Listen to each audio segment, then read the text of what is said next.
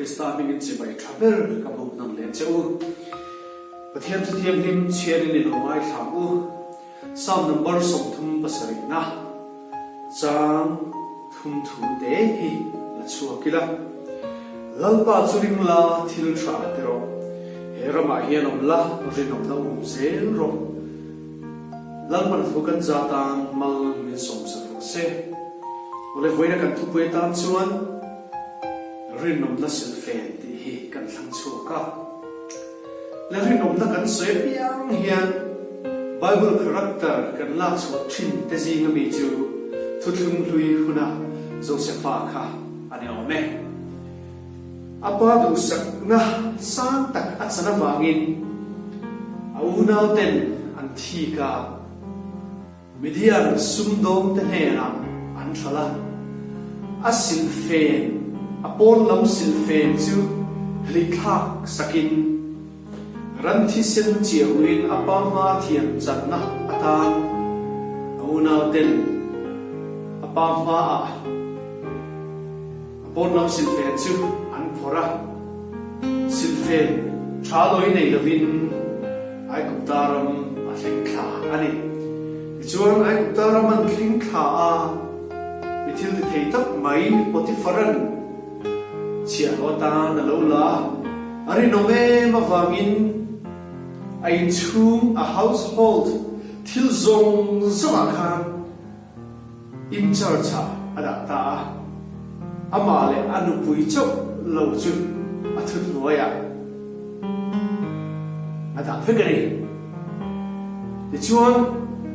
rinom na in sang taka choi ta ni ma sera sualin alo zui zel tho khemna ama alo liana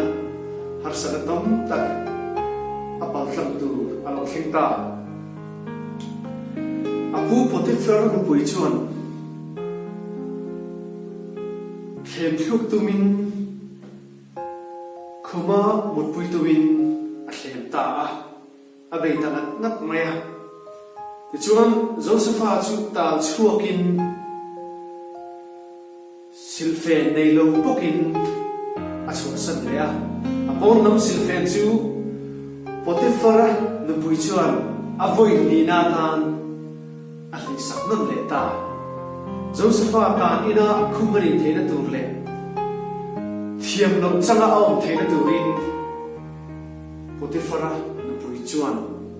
rorel na ko ma josepha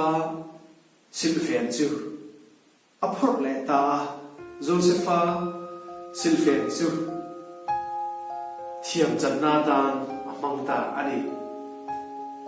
pon lam lam thea a silfen chu voi duai lo hlikhak sakin om dima sela chung lama thin lung lama rinom na silfen a in thuam tlatawangin josepha chu englai ma solin na le theilo nun anei tlat avan ro puyen voina hian ring tu te hian pon lam lang thei silfen te a hian chungril lama rinom na silfen kadin thuam hi lalpa pathian poin min duan chan le ring tu ni tura min ko rat chan ani voina hian lalpa churinga thil tha tia herama hian hegan khove cheto taka hian ring omna lan tir tur le ring omna mai cher choi fung zel turin lalpa pathian nang le ke hi min ruat ani ai oding turin rinom na promote turin